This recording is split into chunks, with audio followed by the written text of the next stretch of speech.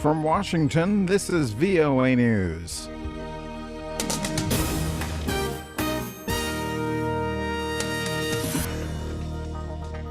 The leader of a powerful al-Qaeda-linked rebel group is reported killed, and efforts underway by U.S. officials to back off of sanctions against Iran. I'm Vincent Bruce, reporting from Washington.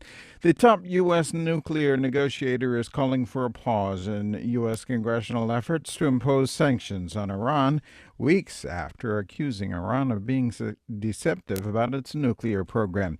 In an exclusive interview Friday with VOA's Persian service, U.S. Undersecretary of State Wendy Sherman said any push for additional U.S. sanctions should be delayed to see if nuclear talks can gain traction. She said it will take time to get past the mistrust that President Obama has discussed. It will take time, as he said, when you have decades of mistrust that go back to 1979 and the Iranian Revolution. It's going to take a little time to get past that. Senior German officials and European lawmakers say they're going to Washington soon to confront officials about allegations the U.S. has been spying on its allies. Germany said Friday that the heads of its foreign and domestic intelligence agencies would travel to the U.S. shortly, although no date was set for the meeting with officials at the White House and the National Security Agency, the government's clandestine spy agency that monitors millions of telephone and internet exchanges in an effort to thwart terrorism.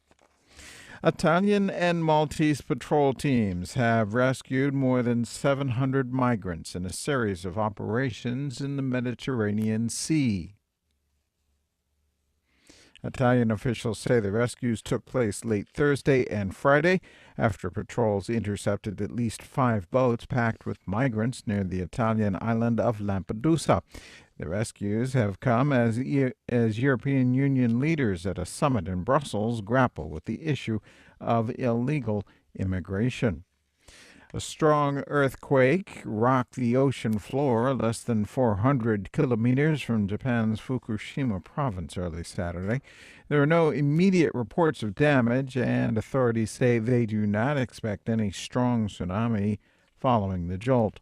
Paul Caruso is with the U.S. Geological Service. We've had a magnitude 7.3 earthquake that hit off the coast of Japan at approximately 17:10 UTC time or 3:10 a.m. local time at the epicenter. The epicenter was approximately 295 miles east-northeast of Tokyo, Japan.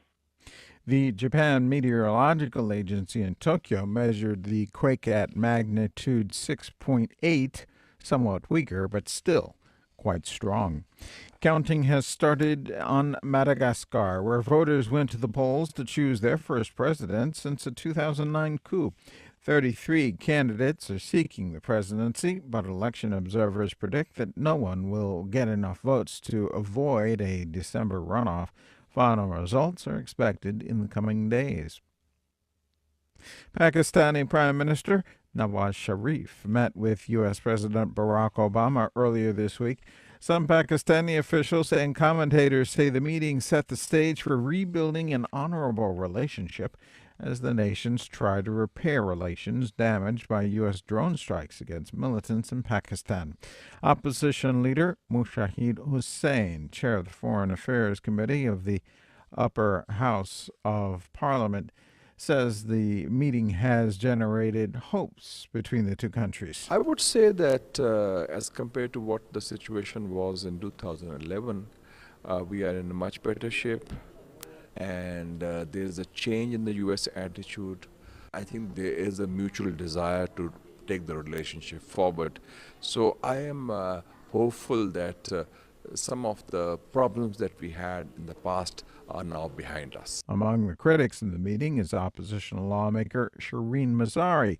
He reflects on some of the unhappiness with the way Mr. Sharif presented Pakistan's case in the meeting with President Obama. The American president seemed to have overpowered the Pakistani prime minister, who had the backing of all the political parties, the Pakistani nation, to make an issue and demand, not request, demand that America stop its drone attacks or else. But he never did that. Pakistani officials say that the issue of U.S. forces in Afghanistan was also raised in the Obama meeting. Most of the American-led foreign forces will leave Afghanistan by the end of next year, and they are heavily relying on Pakistani land routes for their exit. Syrian state-run television is reporting the leader of a powerful al-Qaeda-linked rebel group has been killed in western Syria.